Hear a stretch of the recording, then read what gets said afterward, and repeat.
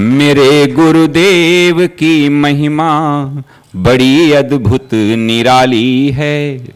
मेरे गुरुदेव की महिमा बड़ी अद्भुत निराली है भर जाती वो सब झोली जो जन्मों से ही खाली है भर जाती वो सब झोली जो जन्मों से ही खाली हैं। यहाँ तम की नहीं सत्ता, यहाँ हर दिन दिवाली है। यहाँ तम की नहीं सत्ता, यहाँ हर दिन दिवाली है। भराया लोक अंतर में, नजर में प्रेम लाली है। मेरे गुरुवर शिव त्रिपुरारी, जिनकी महिमा भारी नजर में छा गए हैं के दिल में समा गए हैं। हो मेरे गुरुवर शिव त्रिपुरारी, जिनकी महिमा भारी नजर में छा गए।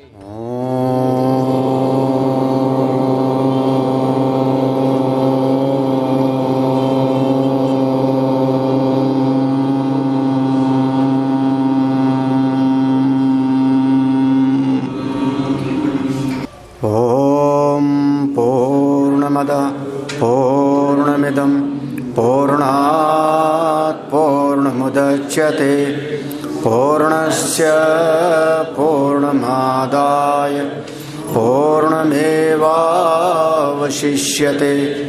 ॐ शान्ति शान्ति शान्तिः। शङ्करं शङ्कराचार्यं केशवं बादरायणं सूत्रभाष्यकृतौ वन्दे भगवन्तौ पुनः पुनः। ईश्वरो गुरुरात्मेति मूर्तिभेदविभागिने व्योमवद्व्याप्तदेहाय दक्षिणामूर्तये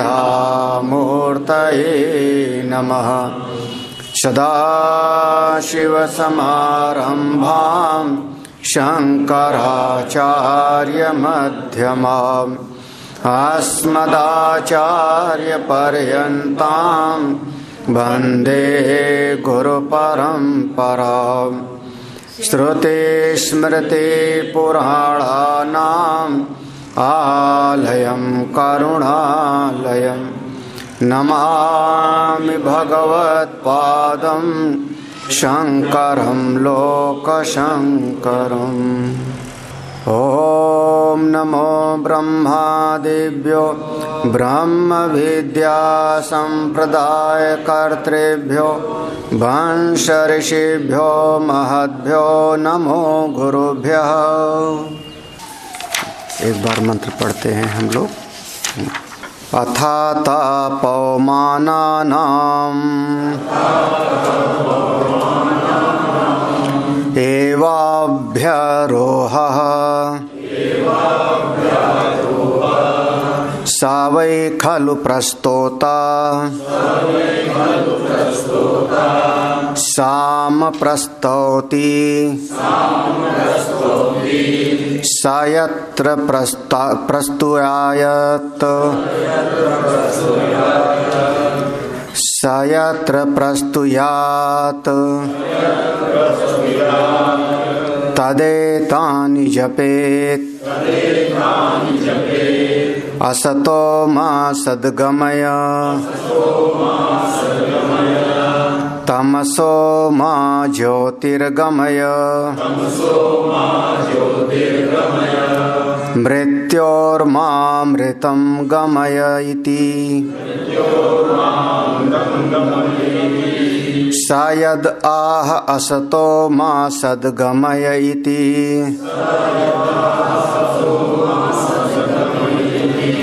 मृत्युर्वा असत् सदमृतं मृत्योर्मामृतं गमय।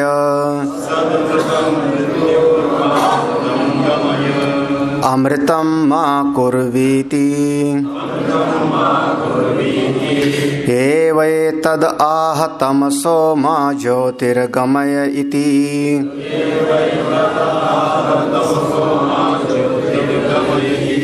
मृत्युर्वै तमो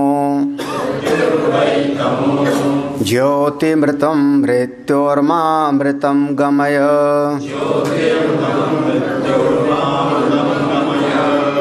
अमृतं मा कुर्वीति एवैतद् आह।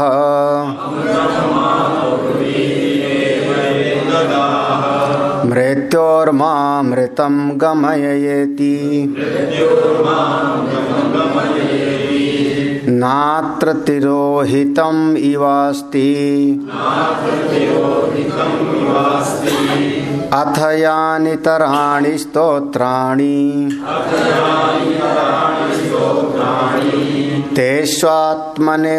तेष्वात्मने अन्नाद्यम् आगायेत्।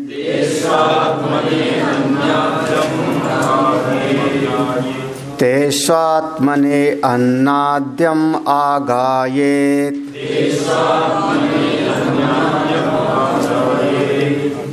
तेष्वात्मने अन्नाद्यम् आगायेत्। तस्मादु तेषु वरं वृणीत। यं कामं कामयेत् तं स एष एवं विदु।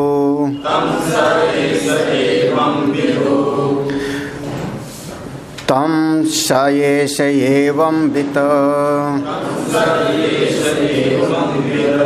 उद्गाता आत्मने वा यजमानाय वा।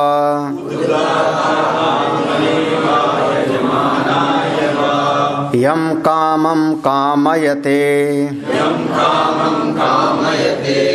तम आगायति। तद्धैतलोकजितयेव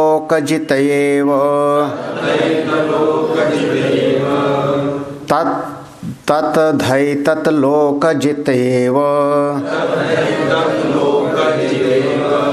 नः एव आलोक्यताया आशा अस्ति।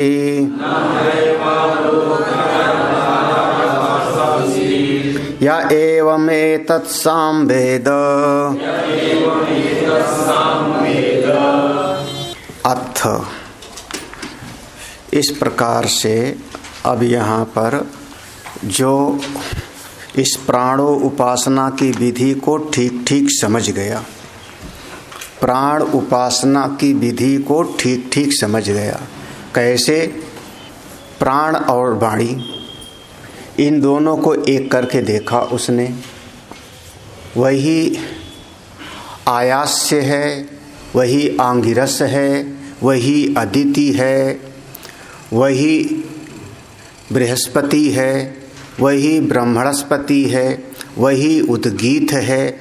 इस प्रकार से प्राण और वाक् इन दोनों में एक समत्व को, सामंजस्य को करते हुए उसने कार्यकरण संघात से ऊपर उस प्राण के साथ में अपने भाव को जोड़ लिया।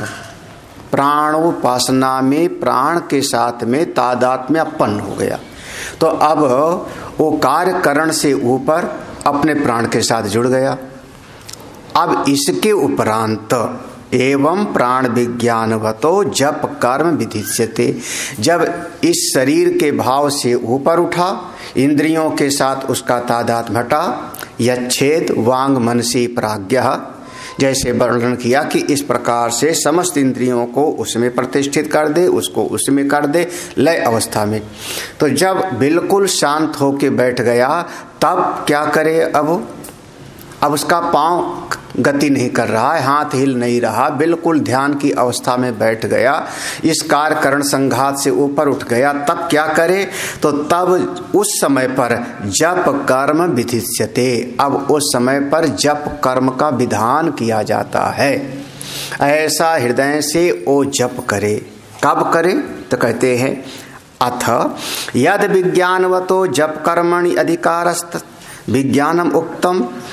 ये पूर्व के प्राण उपासना का जितना प्रसंग था, पूर्व में जो प्राण उपासना का प्रसंग था, उसको जिसने पूरी तरह से धारण कर लिया, समझ लिया, यत विज्ञानवता माने उस प्राण विज्ञान के विषय को जिसने अपने भीतर धारण कर लिया, उसी का जप कर्मण अधिकार, उसी का इस मंत्र के जप में अधिकार है। लगभग समझना, हमारे समाज में ये ऋचाएं बहुत प्रसिद्ध हैं जगत में। असतोमा सद्गमय, तमसोमा ज्योतिर्गमय, मृत्योर्मा अमृतम, प्रसिद्ध बहुत हैं। लगभग सभी आदमी इसको बोल लेता है, लेकिन अधिकार नहीं है उसको। जैसे गायत्री मंत्र का उच्चारण सभी कर लेते हैं, लेकिन अधिकार तब होता है जब उसको यज्ञोपवीत का संस्कार हो, यज्ञोपवीत का धारण करता हो, शिखा सूत्रधारी हो, तब गायत्री के जाप का अधिकार है। उसके पहले अगर वो जाप करता है तो अनधिकार चेष्टा है, पूरा फल नहीं मिलता, दोष है। उसी प्रकार से ये जो अस्तोमा सद्गमय इत्यादि मंत्र हैं 3, ये उसी का अधिकार है जो इस प्राण उपासना की विधि को पूरी तरह से आत्मसात कर लिया। यद विज्ञानवतो जप कर्मणि अधिकार। हाँ, इसीलिए यहां पर आया अथ। अथ माने प्राणो उपासना को बहुत अच्छी तरह से जिसने समझ लिया, अब क्या करे, ये तो समझ गया मैं, अब क्या करे, तो कहा अब उसका अधिकार होता है आगे जाने के लिए। मेडिकल कॉलेज में दाखिला कौन लेगा? जो 12वीं पास कर लेगा कि जो 10वीं पास करेगा? नहीं, 10वीं पास करने के बाद मेडिकल कॉलेज में घुस जाओगे, अधिकार ही नहीं होगा, अधिकार ही नहीं है ना। मेडिकल कॉलेज में अगर जाना चाहता है तो उसके लिए योग्यता है कि इसके थ्रू ही आपको जाना है। तो ये जो अगली ऋचाएं हैं, इसको समझने के लिए इसके जप का जो विधान है उसमें उसी का अधिकार है जो इस प्राण उपासना को समझ करके और कर चुका है। ठीक है। अतः, अतः शब्द के लिए कहा अथ अनंतरम यस्माच्च एव विदुषा प्रयुज्यमान, इसलिए, अतः माने इसलिए, किस लिए? जब इस प्रकार से प्राण उपासना करेगा, इस प्रकार से करेगा, यस्माच्च एव, क्योंकि जब इस प्रकार से विद्वान विदुषा प्राण उपासना की विधि को जो जान गया है, जब इस प्रकार से उपासना करेगा, प्रयुज्यमानम माने साधना करेगा, अपने जीवन को समझ करके और इस साधन में लगा देगा पूरी तरह से, तब क्या होगा? देव भाव अभ्यारोह फलम, तो देवतात्म भाव को प्राप्त कर लेगा। जीवात्म भाव से अब पहुंचेगा कहां पर? देवात्म भाव को। बस ये इतना। अभ्यारोह, अभ्यारोह फलम, अभ्यारोह ये माने, अभ्यारोह एक नाम है, अभ्यारोह माने वहां पर आरूढ़ होता है, वहां पर चढ़ता है। इस जीव भाव से उठ करके वो देवात्म भाव पर जाके विराजमान होता है। इसलिए इस मंत्र का पाठ करना चाहिए। अतः तस्मात् तद विधीयते, इसलिए इसका आगे का प्रसंग किया जा रहा है। तो इसमें 2 शब्द हो गया, अथ और अतः, 2 शब्द का हो गया। तीसरा पावमाना नाम, पावमाना नाम एव अभ्यारोह। पावमाना नाम माने ये पावमान नाम का एक स्तोत्र है, पावमान नाम का स्तोत्र। जैसे हम ये इसी प्रसंग में बार बार शब्द प्रयोग कर रहे हैं, यहाँ पर ब्राह्मण, कंडिका, ऐसे शब्द प्रयोग कर रहे हैं ना। तो कंडिका माने क्या होगा? मंत्र, जो बृहदारण्यक उपनिषद में, जैसे हमने शब्द प्रयोग किया कारिका, कारिका माने, हाँ, कारिका माने, हाँ, जैसे हम उसको कहेंगे वार्तिक। तो ये उस चीज को समझाने के लिए एक संज्ञा दे दिया गया और वो आरूढ़ हो जाता है। इसको कहते हैं योगारूढ़ हो जाता है, नाम आरूढ़ हो जाता है। कोई एक विषय है, उसको समझाया गया है किसी प्रसंग में, तो उसको अब हम एक नाम दे देते हैं। उस शब्द का भी अर्थ होता है, उस शब्द का भी भाव होता है, क्यों इसका नाम ऐसा पड़ा, किस लिए। जैसे उपनिषद, उपनिषद का हम लोगों ने व्याख्यान पढ़ा कि उसमें 3 है, 2 उपसर्ग है, उपनी और ये सब पढ़े हुए हो, लेकिन उपनिषद एक संज्ञा भी तो हो गया ना। क्या हो गया उपनिषद? बोले एक उस तत्व को प्रतिपादित करने वाले जो ग्रंथ हैं, उस ग्रंथ का नाम भी उपनिषद है। उस ब्रह्म विद्या को प्रकाशित करने वाले ग्रंथ का नाम भी उपनिषद है, यही ना। तो संज्ञा हो गई, संज्ञा भी है और उसका अर्थ भी है। ऐसे यहां पर पवमाना नाम एक स्तोत्र है इस नाम का, इसलिए इसकी एक संज्ञा है। उद्गाता जो होता है उसको, उद्गाता माने जो वेद की ऋचाओं का पाठ कर रहा है यज्ञ में, उसके सामने एक समय आता है कि इस समय वो कौन सा स्तोत्र पाठ करे? पवमाना नाम, इस स्तोत्र का पाठ करे। तो अभ्यारोह, अभ्यारोह माने किस प्रकार से पाठ करे, किस प्रकार से इसको जो है अपना उसको उस प्रयोग में ले आवे, कि कब और कैसे, इस बात को बताया जा रहा है। तो पवनान उद्गाता पवनाम नाम का स्तोत्र का पाठ करे। कब करे? तो कहा सा वै खलु प्रस्तोता साम प्रस्तोति। सा वै माने अब वहां पर जैसे क्या है, देखो जब यज्ञ वगैरह हवन वगैरह करते हो तो देखो ना, ये अब वो जो आचार्य बैठा है उसके साथ में एक सहायक होता है, तो उसने कहा आचमन कराना है, तो अब वो पंचपात्र और चम्मच वो नहीं उठाएगा। उसने कहा आचमन का मंत्र पढ़ता हूं, तो उसके साथ में जो उसका सहायक होगा वो जल लेकर के सामने खड़ा हो जाएगा, हाथ में जल देगा 3 बार, वो वहां से मंत्र पढ़ रहा है, हाँ यही ना। तो उसने कहा कि इस चीज का करना है, तो अब या उसमें एक ने कहा अब इस कार्य को करना है यज्ञ में, तो दूसरे वाले ने उस विषय का, जैसे क्या विवाह हो रहा हो, विवाह वाले में एक आचार्य ने कहा शाखोच्चार पढ़ना है, शाखोच्चार मंत्र पढ़ना है, तो दूसरे ने तैयार हो गया, तीसरा तैयार हो गया। तो उसी प्रकार से सा वै खलु प्रस्तोता, वहां पर जो प्रस्तोता है शाम का, जब वो प्रस्तोता कहे कि अब इसके लिए तैयार हैं, अब ये करना है, प्रस्तोता वहां पर उस समय पर तैयार हुआ कि हाँ अब इसको कहते हैं, यहां पर भगवान भाष्यकार ने कहा इसमें काल संकोच है। सा प्रस्तोता यत्र यस्मिन् काले साम प्रस्तुत्य प्रारभे तस्मिन् काले, किस समय पर जाप करना है। हाँ, अब यज्ञ करने बैठे हो और शुरुआत में आप पूर्णमदः बोल दो तो क्या होगा? शुरुआत में नहीं बोल सकते ना, किस समय पर बोलना है, किस समय पर बोलना है। तो ये काल का निर्धारण कर रही है श्रुति भगवती। सा वै खलु प्रस्तोता, जिस समय, खल माने निश्चय, सा माने वह जो वहां उद्गाता बैठा हुआ है उसके सामने जब वह प्रस्तुत करे, कौन? प्रस्तोता, जो वहां पर उसका निर्णय करने वाला, किस समय कौन सी विधि करने वाला है, तब शाम प्रस्तौति, तब वह शाम को प्रस्तुत करे। और जब वो प्रस्ताव करता है कि हाँ अब इसका पाठ करना है, तब सा यत्र प्रस्तुत्या तद एतानि जपेत, तब इस मंत्र का जाप करे। जब वो कहे अब उसको पाठ करना है तब इसका जाप करे। एतानि, इस एतानि पर यहां पर है देखो, सा यत्र प्रस्तुत्या, जब वो शाम प्रस्तोता शाम को प्रस्तुत करे कि अब साम वेद का गायन करना है, ऋग्वेद का हो गया, यजुर्वेद का हो गया, अब कौन सा करना है? शाम गायन करना है। वहां पर अब उस समय क्या करे? तो सा यत्र प्रस्तुत्या, जब वो प्रस्तुत करे अब शाम गायन करो, तद एतानि, उस समय पर इसका एतानि जपेत, इसका जप करे, उस समय इसका पाठ करे। एतानि माने ये बहुवचन में है। तो एक मन में शंका हुई, विचार हुआ कि ये जो आगे 3 पंक्ति है ना, असतो मां सतगम, 3 पंक्ति है, तो एक मंत्र है या 3 मंत्र है? एक है या 3?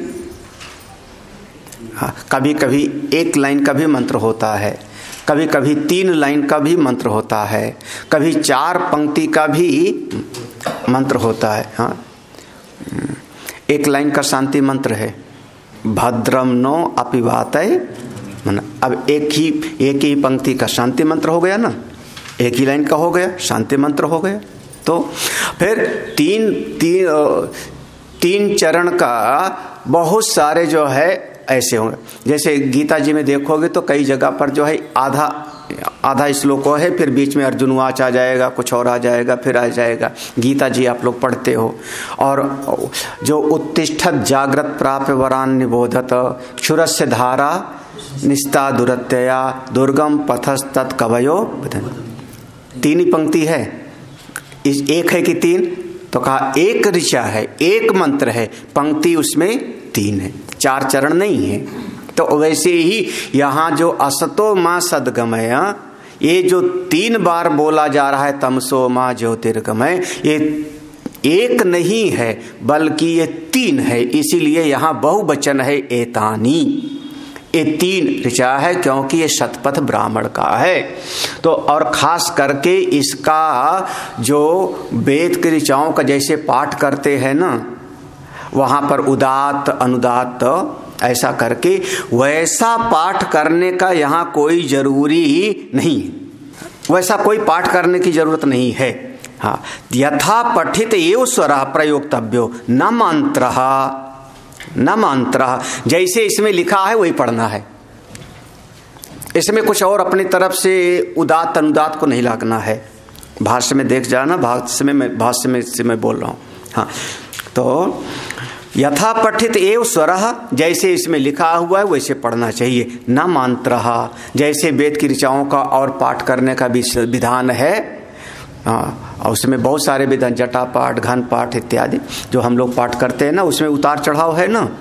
ऐसा इसमें कुछ नहीं, सीधा सीधा असतो माँ सदगमय वैसे पाठ करना चाहिए। तो जब प्रस्तोता ने कहा अब महाराज गान करिए, तब वो अब ये यजुर्वेद के ये 3 मंत्र का वो गान करता है, पाठ करता है। कौन कौन से सब लोगों को याद है, ये क्या बताया जाए अब इसका। असतो माँ सदगमय, तमसो माँ ज्योतिर्गमय, मृत्योर माँ अमृतम गमय। ठीक है ना, अर्थ बताने की जरूरत नहीं, सबको पता है ना। श्रुति भगवती को लगा, हम थोड़ा सा भाष्य में इसके देखेंगे, भाष्य में दिखाते हैं। श्रुति भगवती को लगा कि ये विषय इतना कठिन है कि इसका रहस्य जीव को जल्दी समझ में नहीं आएगा, ये रहस्यात्मक है। तब श्रुति भगवती स्वयं एक एक चीज का अर्थ खोलती हैं। यहां से देखना, ये तीनों का अभी हम बाद में भाष्य में देखते हैं। हाँ, मृत्योर माँ अमृतम गमय इति है, यहाँ पर मिला ना, मृत्योर माँ गमय, मृत्योर माँ अमृतम गमय इति। ठीक है, सा अभी ब्राह्मण है, ओ सामान्य ब्राह्मण। यत आह, वो जब ब्राह्मण ऐसा पाठ कर रहा है, जिस पाठ कर रहा है, तो यद आहा, वो कहे कि असत क्या है, सत्य क्या है। अब वो पूछा कि असत से सत्य की तरफ ले चलो, तो असत क्या है, सत्य क्या है। तो अब देखो श्रुति में ही, वो कंडिका में ही आ रहा है, यत आहा असतो माँ सदगमय इति, असत से सत्य की तरफ ले चलो। तो इसका अर्थ क्या होगा, मृत्युर्वा असत। माँ का अर्थ होता है मुझे, माम, माँ माने मुझे, मुझको। तो मृत्युर्वा असत, बिल्कुल स्पष्ट मंत्र में देखना, असत कौन है, असत किसको कह रहे हैं। हाँ, अब अपना मन की कटवैठी मत लगाना बीच में, मृत्युर्वा असत, ठीक है ना, मृत्यु को ही असत कहा गया। और अब इसी उपनिषद में शुरुआत में अगर पढ़े होंगे तो जो पापमा संग हो गया, याद आया ना, उसी को वहां पर स्वाभाविक क्या मृत्यु कहा था। हाँ, तो वहाँ तो आगे अभी भाष्य में आएगा और देख लेना, वहां पर मृत्युर्वा असत, मृत्यु ही असत है। फिर आगे सत अमृतम, देखो यहाँ पर संधि विच्छेद कर लेना, मृत्युर्वा असत, फिर सत अमृतम। सत माने कौन, अमृत। तो मृत्यु से हमको किधर ले चलो? अमृत की तरफ। हम मृत्यु की तरफ ना जाएं, अमृत की तरफ जाएं। ये पहले वाले का अर्थ हुआ। असत माने मृत्यु, सत माने अमृत। हम मृत्यु की तरफ ना चले, अमृत की तरफ चले। ठीक है, मंत्र का अर्थ देख लो बस, जो जो उसमें मंत्र में एक एक शब्द है। तो मृत्युर्वा असत, मृत्यु ही असत है। सत अमृतम, सत माने अमृत। तो मृत्युर यहाँ पर हो गया, असत वाले हो गया, दूसरी वाली था। मृत्योर माँ अमृतम गमे, ये दूसरा वाला था। मृत्यु की तरफ नहीं बल्कि अमृत की तरफ ले चलो। ठीक है, ये कहा था ना। तो यहाँ कहा अमृतम माँ कुर्वी, हमको अमर करिए। हाँ, मृत्योर माँ अमृतम गमे, ये मंत्र में था। तो अमृतम माँ कुर्वीत, माँ माने मुझको, मुझको आप अमृतत्व को प्रदान करिए, मुझको अमृतत्व को प्रदान करिए। असल में इसको समझना हो तो जैसे असतो माँ सदगमय, ये कहा ना, अस्तो माँ सदगमय, उसके बाद ये जोड़ लो आप, उसके बाद ये जोड़ लो मृत्योर माँ अमृतम गमय, अमृतम कुर्वीत। हाँ, तो बीच वाला भी थोड़ा रोक दो, ये दोनों को जोड़ लो। असतो माँ सदगमय, असतो माँ सद, असत क्या है? मृत्यु। सत क्या है? अमृत। तो बीच वाला भी रोको, फिर उसके साथ अब तीसरी वाली पंक्ति जोड़ दो। क्या? मृत्यु और माँ। हाँ, मृत्यु की तरफ मन ना ले चलिए प्रभु, हमको किधर ले चलिए? हमको अमृतत्व। हाँ, ठीक है ना। अमृतम माँ कुर्वीत, माँ माने मुझको, मुझको अमृतत्व से युक्त कराइए। असतो माँ सदगम, ठीक है। हाँ, तो असत, असत क्या हुआ? हाँ, मृत्यु ही असत है, सत क्या हुआ? अमृत है। तो अब बीच वाला उसको छोड़ दो, फिर से जोड़ लो तीसरी वाली जो पंक्ति थी। तो असत ही मृत्यु है, तो मृत्यु की तरफ ना ले चलिए हमको। मृत्यु और माँ अमृतम गए, हमको किधर? अमृतम कुर्वीत, हमको अमृतत्व की तरफ ले चलिए, हमको अमृतत्व को प्राप्त कराइए। ठीक है, यहाँ हो गया। अब देखो फिर से अब चेंज। एव एतद आहा, जब ये हो गया तो अब दूसरी पंक्ति आई, तमसो माँ ज्योतिर्गमय। मंत्र पर ध्यान देना। हाँ हाँ, तमसो माँ ज्योतिर्गमय इति। अब बीच वाला आया ना। अब तम क्या है? तो कहा मृत्युर्वै तम। हाँ हाँ, मृत्यु ही तम है। हाँ, और ज्योति ही अमृतम, प्रकाश जो है वो अमृत। अब फिर से इसको बाद वाली पंक्ति को फिर से इसके साथ जोड़ दो।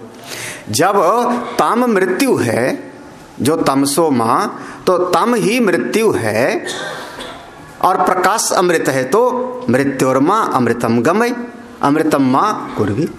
हमको मृत्यु की तरफ नहीं बल्कि अमृतत्व की तरफ ले चलिए, हमको अमर करिए। कुछ लगता है सब ऐसे देख रहे हो, गड्ढ मड्ढ हो गया है ना, कुछ जम नहीं रहा। नहीं जम रहा। वो जो ब्लैक बोर्ड होता है ना, अगर उस पर पहले से कुछ लिखा हो तो उस पर लिखने में बड़ी मुश्किल होती है। ये जो चित्त रूपी ब्लैक बोर्ड है ना, उस पर पहले से सब लिखा हुआ है ना। असतो माँ सदगमय, हे प्रभु असत में नहीं सत में ले चलो, हे प्रभु हाँ अंधकार में नहीं प्रकाश की तरफ ले चलो, यही ना। अब उस ब्लैक बोर्ड पे जो लिखा हुआ है वो पहले मिटे तो ये समझ में आवे। हाँ, वो वाली बात है। तो अब यहाँ पर हाँ, अमृतम माँ कुर्वीति एव एतद आह मृत्योर माँ अमृतम गमय इति।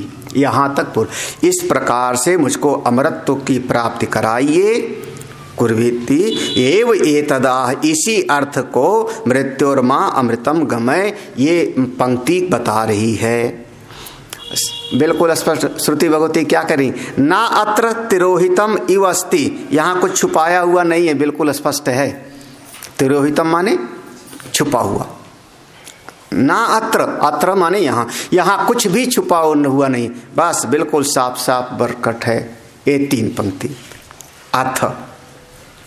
इसके उपरांत अब ये मंत्र का हो गया। मंत्र का भाव जो जप का विधान था उसका स्वयं सूत्र और भाष्य दोनों श्रुति ने कर दिया। अब इसके बाद फल श्रुति है। ये विधान हो गया। अथ यानि इतराणि स्तोत्राणि तेषु आत्मने अन्नाद्यम आगायेत।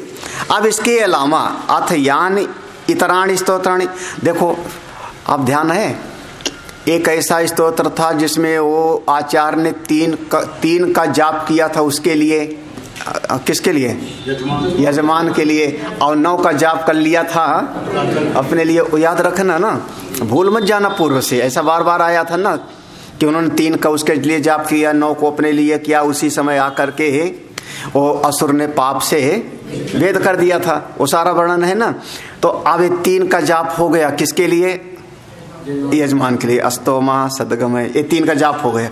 इसके बाद में जो 9 है उसको किसके लिए जाप करे?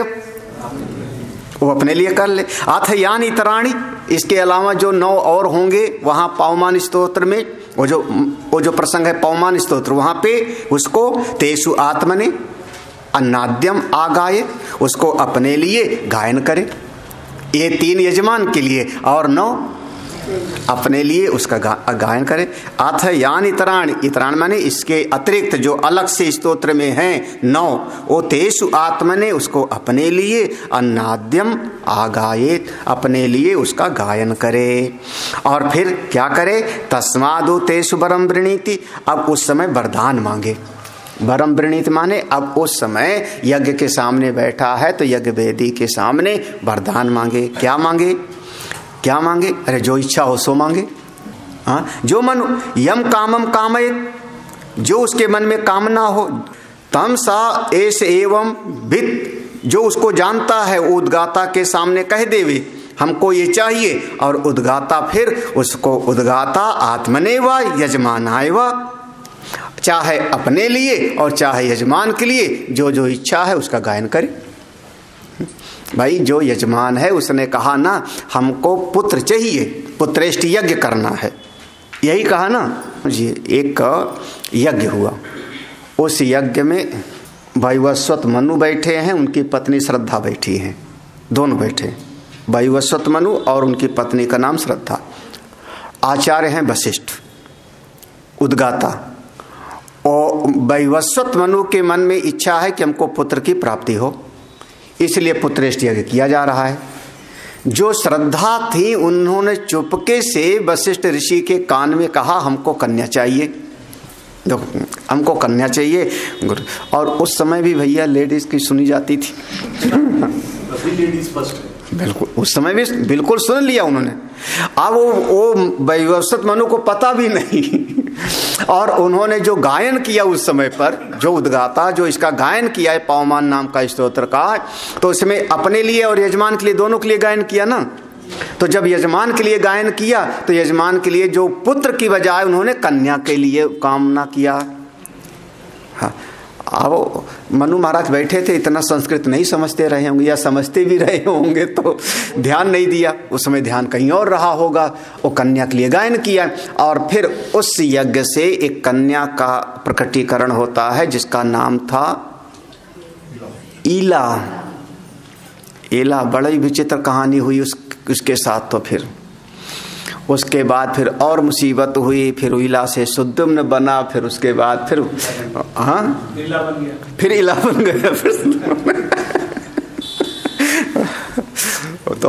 तो देखो हाँ, तेसु वरम वृणीत, हम देखो वो वरदान मांग ले वही यम कामम कामे, जो कामना हो वे चित्त के भीतर। तास तम सा ऐसे एवं विद, जो इस उद्गाता को जानता है और इस गायन की विधि को जानता है, उस समय उद्गाता वो अपने लिए, आत्मने व यजमानाय व, यजमान के लिए जो जो काम यम काम कामयते, जो जो कामना है उस कामना को सामने रख करके तम आगायत, उसका गायन करें, अपनी कामना की पूर्ति के लिए गायन करें।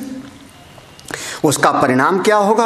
अब क्या परिणाम होगा? कहते हैं तत हा ये तत् लोकजित एव, वह जो इस प्रकार से उपासना करेगा, इस प्रकार से उपासना करेगा, तद हा एतत् लोकजित, इस लोक को जीत लेगा।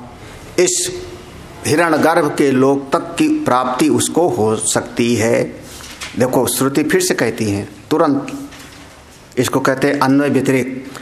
नाहा एव आलोक्यताया आशा अस्ति, नाह नहीं है, क्या नहीं है, एव आलोक्यतया अप्रकाशित होना, अप्रकाशित होने की आशा भी नहीं है।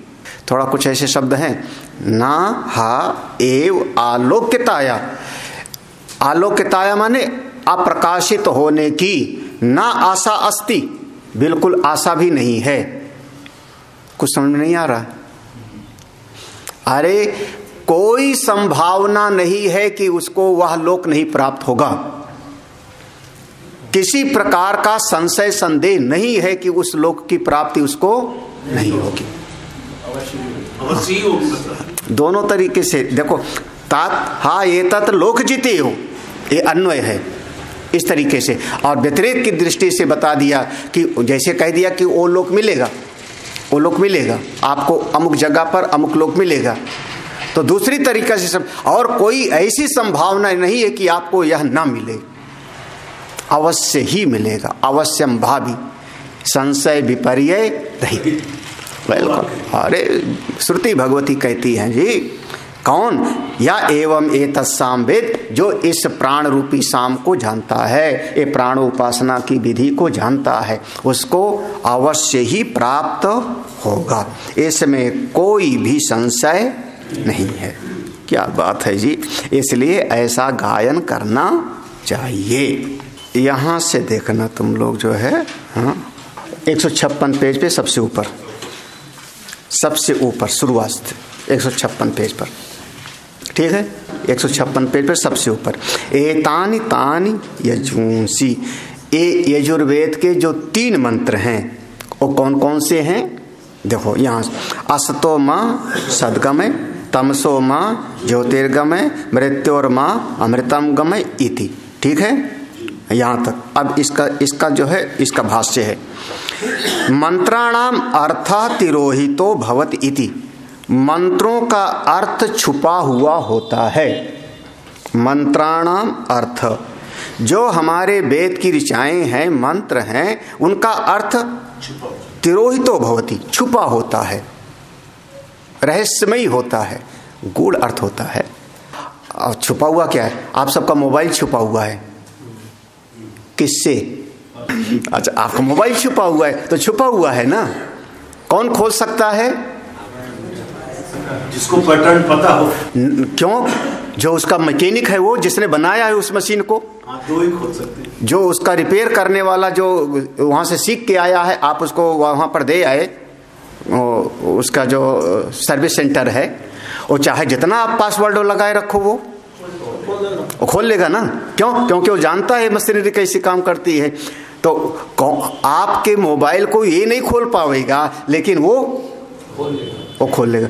ऐसे मंत्र के अर्थ छुपे होते हैं, उसको ऋषि खोल लेगा, तुम लोग नहीं खोल पाओगे। सोई जाने जही देव जनाई, जानत तुम्हें तो सब नहीं खोल सकते। तो उसे मंत्राणाम अर्थ तिरोहितो बहुत, मंत्र का अर्थ छुपा हुआ होता है, सब नहीं जान पाते। तो इसीलिए देखो, स्वयमेव व्याचष्टे ब्राह्मणम मंत्रार्थम, इसलिए स्वयं एव, हमने कहा था ना श्रुति भगवती स्वयं, ये शतपथ ब्राह्मण के अंतर्गत स्वयमेव व्याचष्टे ब्राह्मणम, ये श्रुति भगवती ने इस शास्त्र में स्वयं ही उसके अर्थ को बताना प्रारंभ किया। उसको स्वयं वो शतपथ ब्राह्मण की ऋचा में मंत्रार्थम, मंत्र के अर्थ को बताया गया, श्रुति ने स्वयं बताया। सा मंत्र, जो मंत्र है, यद आहा यद उक्तवान को अस्य अर्थ इति उच्यते। अच्छा, वो जो मंत्र है, सा मंत्र, वो मंत्र है, यद आह जिसको बताया गया, यद उक्तवान जिसको उपदेश दिया गया, उसका कहा अस्य अर्थ, उसका क्या अर्थ होगा? आप श्रुति भगवती ने कहा क्या अर्थ होगा, तो अब सुनना। असतो माँ सत, पहले इस पंक्ति को देखो, अस्तो माँ सत, ठीक है ना, यहां तक समझ आया ना भाष्य का। यजुर्वेद के तीनों मंत्र का अर्थ चूंकि छुपा हुआ रहता है, इसलिए वो शतपथ ब्राह्मण के अंतर्गत, उसी मंत्र के अंतर्गत पुनः उसके अर्थ को खोला गया है। क्या खोला गया है? अस्तोमा सद्गमय।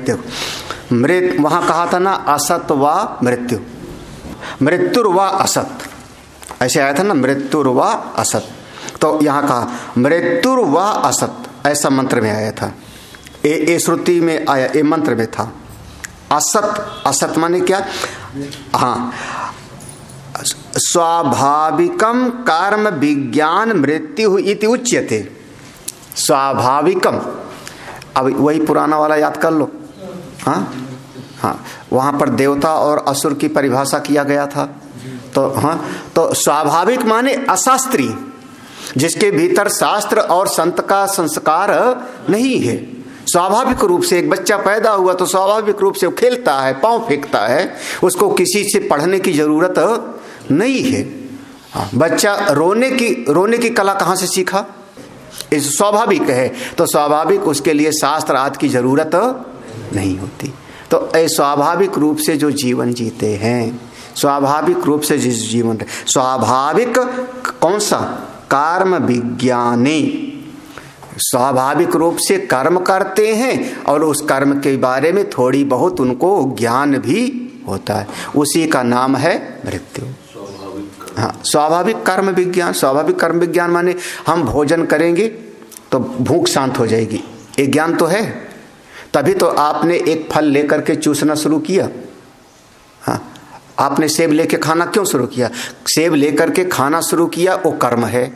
हाथ में पकड़ा, मुंह में डाला, उसको काटा, खाना शुरू किया, कर्म है। क्यों खाना शुरू किया? विज्ञान है इसका विज्ञान है। किसको? अरे ये तो बंदर को दो, वो भी खाएगा, उसमें कौन सी बड़ी बात है। और ऐसे अगर आप जीवन करते हो तो इसका मतलब हुआ कि आप असत में जीवन जी रहे हो। स्वाभाविक यानी ना सत्संग में जाना, ना शास्त्र का स्वाध्याय करना, स्वाभाविक रूप से जीवन जीने वाला असत में जीवन जी रहा है। देखो, असत अत्यंत अधोभाव हेतुत्वात्, ये जो असत है कहाँ ले जावेगा फिर? हाँ, अधोभाव हेतुत्वात्, ये हेतु बन जाएगा हमको नीचे ले जाने का।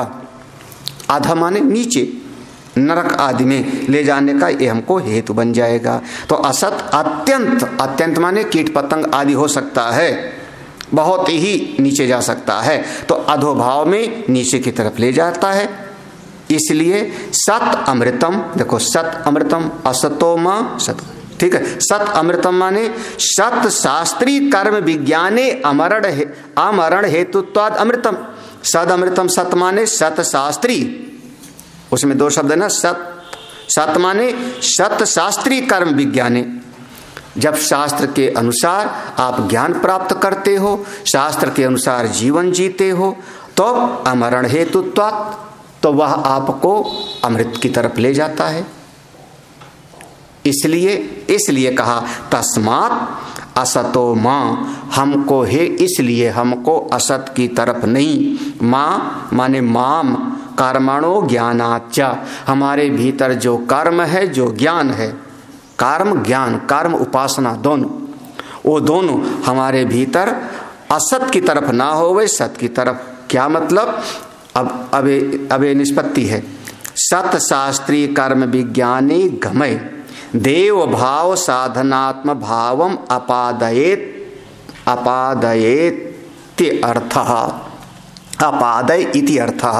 तो सत्शास्त्रीय कर्म विज्ञान है, सत्शास्त्रों का हम श्रवण करें, गीता उपनिषद आदि का, जो सत्य के प्रतिपादक शास्त्र हैं उनका श्रवण करें। सत्शास्त्री, देखो शास्त्र के साथ भी एक शब्द लगा दिया ना, सत्शास्त्री, यानी शास्त्र बहुत तरह के हो सकते हैं। तो सत्शास्त्री, सत्य को प्रतिपादित करने वाले जो शास्त्र हैं उनकी शरण में जाएं, उनसे प्रतिपादित जो कर्म उपासना का रहस्य, कर्म विज्ञान आदि, वो सब प्राप्त करें और इससे देव भाव साधन आत्मभाव अपादय, हम देवात्म भाव की तरफ प्रवेश करें, देवात्म भाव को प्राप्त करें, इति अर्थ, यही इसका अर्थ है। अब बिल्कुल स्पष्ट, अब यहाँ पर पूरा हो रहा है। असत माने स्वाभाविक जीवन जीने वाला, बिना किसी शास्त्र गुरु के समझाए, बिना किसी सत्संग में गए, जैसे पशु आदि जीवन जीते हैं, आहार निद्रा भय मैथुनंचा समान एतत् पशुभिर्नराणाम, तो जैसे स्वाभाविक सब जी रहे हैं, पशुवत जीवन कमाते हैं, खाते हैं, कमाते हैं, खाते हैं, वो सब असत है। क्यों? क्योंकि नीचे ले जाता है। और शास्त्र और सत्संग के द्वारा श्रवण करेगा, फिर कुछ साधना करेगा तो अमृतत्व को प्राप्त करावेगा। तो हमको असत से सत की तरफ ले चल, मतलब स्वाभाविक जीवन जीने की बजाय शास्त्र के अनुसार संस्कारित जीवन हम जी। ठीक है, हो गया स्पष्ट? हाँ देखो, हाँ तत्र वाक्यार्थम आहा, इस वाक्य का अर्थ क्या होगा पूरा? श्रुति भगवती ने कहा अमृतम माँ कुर्वीत एव एतद आह इति, हमको अमर करिए। अमृतम माँ माने मुझको अमृतत्व को प्राप्त कराइए, मुझको अमृतत्व को बोध करा दीजिए। इसी अब दूसरी बात में आ गए। तथा तमसो माँ ज्योतिर्गमय, देखो तथा तमसो माँ ज्योतिर्गमय, अब बीच वाला है ना, अब इसका अर्थ करते हैं। मृत्युर्वै तमः, ये मंत्र में लिखा था तम क्या है? मृत्यु। तो इसका मतलब क्या हुआ? भास्कर कहते सर्वम ही अज्ञानम आवरणात्मकत्वात् तमः तदेव च मरण हेतुत्वात् मृत्यु। सर्वम ही, ये सारा का सारा सब कुछ ही एक पर्दे से ढका है। कौन सा पर्दा? अज्ञान। अज्ञान रूपी आवरण से सारा का सारा यहां पर सर्वम माने, सर्वम माने, सर्वम माने क्या होगा? सर्वम माने जीव जगत और ईश्वर, तीनों यही तीन का चिंतन किया जाता है। जीव जगत और जगदीश्वर, बस तीन ही है। तो सर्वम ही, जितना कुछ भी है सब कुछ अज्ञान से ढका हुआ है। अब आप यही को कहते हो ना, अज्ञान के बाद आएगा आवरण, अज्ञान के तीन कार्य होंगे। अविद्या के बाद पहले आवरण हुआ, फिर विक्षेप, फिर मल नहीं होगा, आवरण विक्षेप, उसके बाद मल, यही होगा ना। तो सर्वम ही अज्ञानम आवरणात्मकत्वात्, सब कुछ अज्ञान से ढक जाता है, और जब ढक जाता है तो ही अज्ञान है, वही तम है। यहाँ पर मंत्र में तम है, तम शब्द मानी वो अज्ञान रूपी आवरण से ढका होना, वही तम है। और तदेव च मरण, और वो कहाँ हमको ले जाएगा? मृत्यु में। हाँ, मरण हेतुत्वात्, इसलिए वो मृत्यु है, क्योंकि हमको जन्म और मराएगा। और फिर ज्योति अमृतम पूर्वोक्त विपरीतम दैवम स्वरूपम, फिर कहा ज्योतिर माने क्या? अमृत। जो पहले वाला था अज्ञान से ढका हुआ, उससे विपरीत जो है पूर्वोक्त विपरीतम, कौन? देव स्वरूप, प्रकाश स्वरूप, देवतनाथ देव और प्रकाश स्वरूप की तरफ। तो इसकी तरफ जाएंगे तो क्या होगा?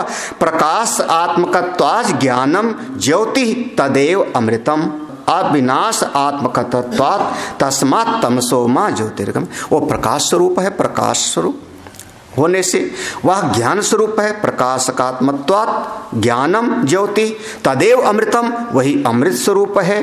अविनाश आत्मकत्वात्, आत्मा अविनाशी है, इसका बोध कराने वाला है। इसलिए तस्मात् तमसो मां ज्योति, इसलिए हे प्रभु तमस की तरफ नहीं, हमको तमस से प्रकाश की तरफ ले जाओ।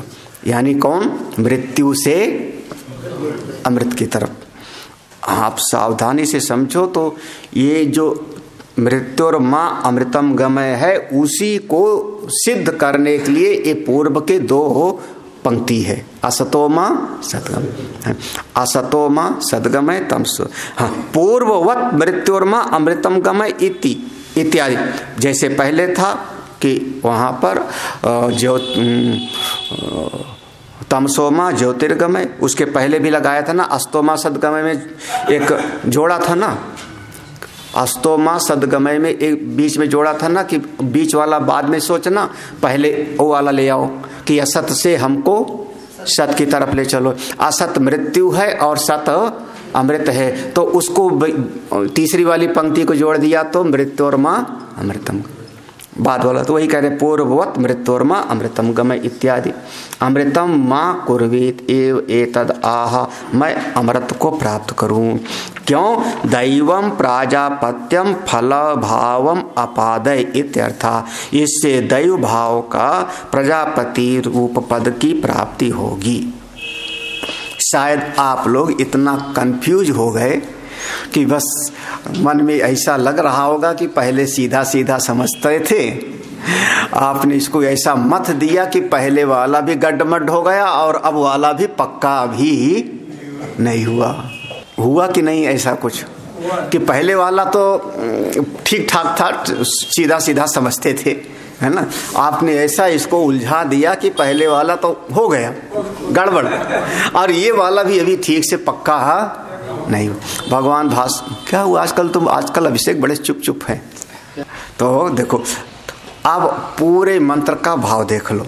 हाँ, पूरे मंत्र का भाव बिल्कुल सरल भाषा में परिभाषा। अब ये पंक्ति को आप लोग जो है याद कर लो तो भी अच्छा है। इसको हम लोग बीच में कभी कभी बोलना होता है तो बोल देते हैं। बस यही 3 पंक्ति और पढ़ानी है इसमें।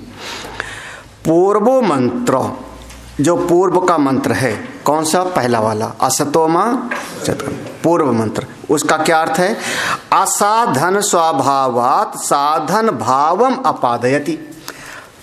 असाधन स्वभावात, जो साधन भजन की तरफ नहीं चलता, बिल्कुल स्वाभाविक जीवन जीता है, तो स्वाभाविक जीवन जीने की बजाय साधना की तरफ हम चल।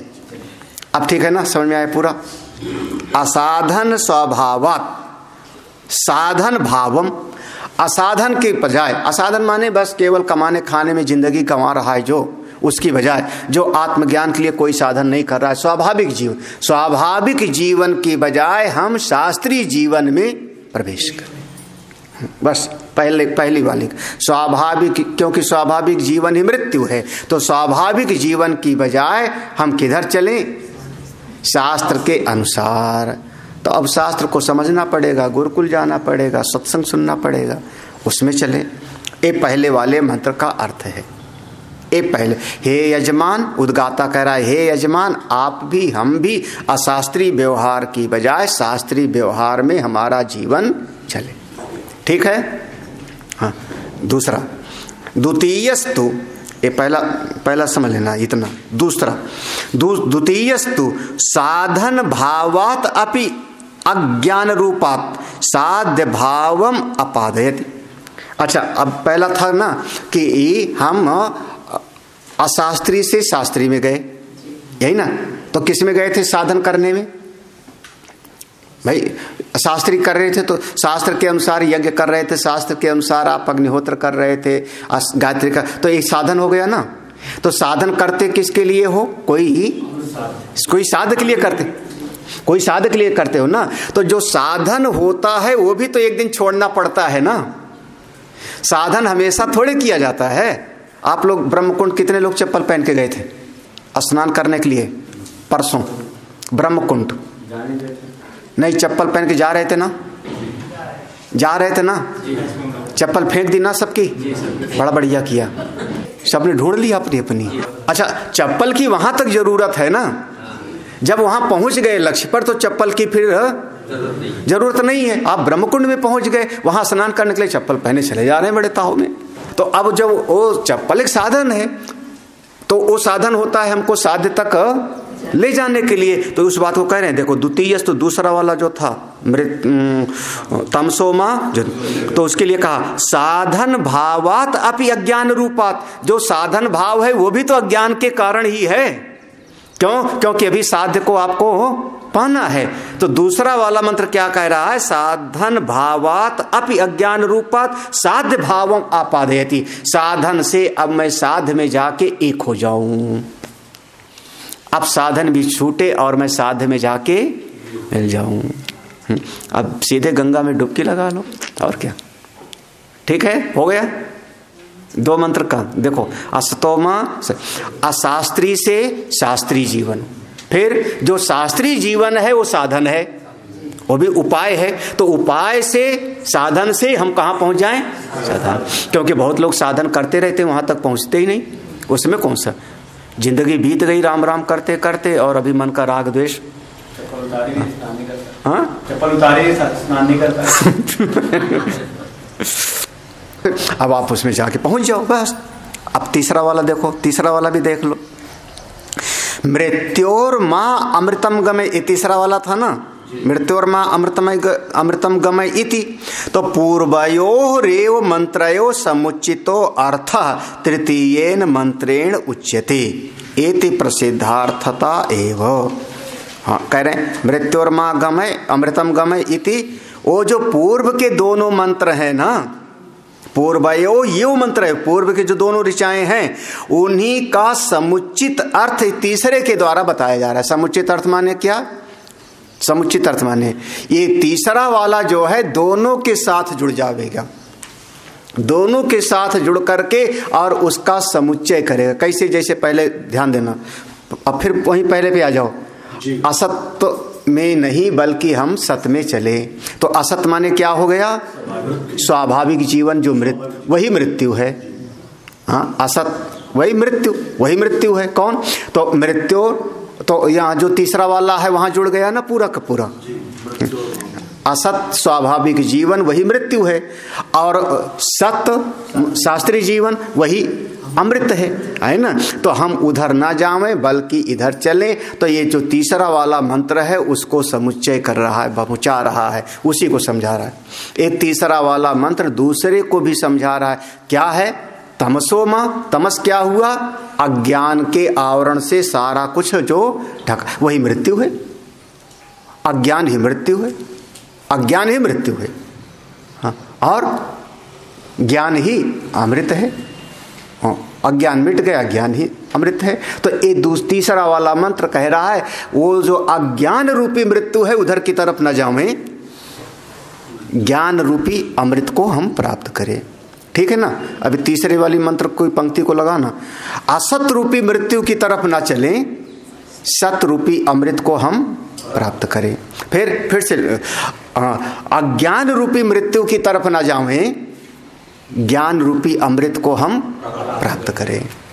ये इस प्रकार से ये तीन मंत्र का अर्थ आपको समझना पड़ेगा। कुछ समझ में आया कि नहीं? असतोमा सद्गमय, तमसोमा ज्योतिर्गमय मृत।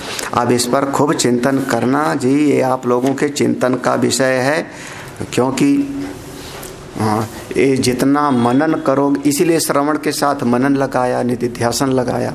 हाँ, बिना मनन किए ये दृढ़ता को प्राप्त नहीं होता, पक्का नहीं होता। इसलिए पुनः पुनः इसका चिंतन करो, और जो जो कामना होगी, जब इसका ध्यान करेगा, जो जो कामना होगी सो सो प्राप्त हो जाओगे। जो जो चाहोगे, जो जो यम यम कामम कामयेत, जो कामना की कामना होगी उसको वो प्राप्त हो जाओगे स्वाभाविक रूप से, कोई संशय नहीं। ऐसे कहा था ना, ना ही आलोक्यतया अप्रकाशित रह जावे, अनुभव में ना आवे, ये कोई संभव ही नहीं। आप जो जैसा चाहोगे वैसा मिलेगा। इति प्रथम अध्याय तृतीय ब्राह्मणम। तीसरा ब्राह्मण था, इस यहाँ पर समाप्त होता है। तो इसके बाद चौथे अध्याय का प्रारंभ होता है। चौथे अध्याय में पहले मंत्र है जिसमें आपको मिलेगा सोहम। पहले मंत्र में आएगा सोहम करके, और फिर आगे भी कुछ एक पंक्ति शायद हम बहुत बार बोलते हैं, प्रियाम त्वाम रोत्स्यति। ये सब इसी ब्राह्मण में आवेंगे। तो हम लोग शाम से जो है चतुर्थ ब्राह्मण में हम प्रवेश करेंगे। अब चतुर्थ ब्राह्मण में सृष्टि के प्रसंग का थोड़ा निरूपण होता है। सृष्टि कैसे बनी वहाँ से शुरू करेंगे। तो अब ये जो सृष्टि है, अभी तक तो ये जैसे भागवत में है मानसी सृष्टि बनी और फिर बाद में सृष्टि बनी, तो वहाँ 10 प्रकार की सृष्टि का वर्णन आता है इन्हीं के आधार पर। अब यहाँ पर वो हिरण्यगर्भ से हिरण्यगर्भ की स्थिति का निरूपण हो गया तृतीय ब्राह्मण में, पूरा का पूरा। हिरण्यगर्भ ये व्यष्टि प्राण, यही समष्टि प्राण ही हिरण्यगर्भ है। जो उसकी उपासना करता है उसको हिरण्यगर्भ का पद प्राप्त होता है। अब ऐसी उपासना कर लिया, क्या समझे? बोले अब वो हिरण्यगर्भ से विराट पैदा होगा, हिरण्यगर्भ से ही विराट पैदा होगा, जिसको आप लोग पंचीकरणम कह लो। ये जो जगत दिखाई पड़ रहा है पंचीकृत पंच महाभूत और ये नाम रूपात्मक जगत ये पूरा का पूरा प्रकट होगा। अभी इसका वर्णन नहीं आया था। अभी इस जैसे सुना ना कि पहले इंद्रियां बनी, पंच तन मात्रा बने, पंच तन मात्रा से फिर पांचों इंद्रियां बनी, है ना। तो स्थूल तो नहीं बना ना, वो स्थूल नहीं बना था। उस समय शब्द स्पर्श रूप रसगंध बन गया, क्योंकि पांचों इंद्रियों महाभूतों का वो विषय था। उस समय इंद्रियां बन गई आपकी। तो वैसे पहले आया था कि उसने खाना चाहा तो वो डर के मुंह खोल दिया, तो उससे वाक ये जो वर्णन आया था ना, वो सब इंद्रियों की उत्पत्ति का निरूपण था। तो वह सूक्ष्म सृष्टि थी। अब जो पंचीकरण होकर के स्थूल सृष्टि पैदा होती है, उसका एक निरूपण का तरीका है। ये सारा जो व्यक्त जगत है, यह सारी सृष्टि नाम रूपात्मक भेद वाला ये जगत कैसे बनता है, तो ये शुरू होता है शाम से। हम लोग देखते हैं कि इसी में एक ऐसा मंत्र है जिस पे करीब 50-60 पेज का भाष्य होगा, 100 पेज का। उसी में हमको दिखाना है कि वो 8 हेतु दिया है, वो कैसे प्रवेश करता है, वहीं पर आएगा। ओम पूर्णमदः पूर्णमिदं पूर्णात् पूर्णमुदच्यते पूर्णस्य पूर्णमादाय पूर्णमेवावशिष्यते। ओम शांति शांति शांति। हरि ओम। श्री गुरुभ्यो नमः। हरि ओम।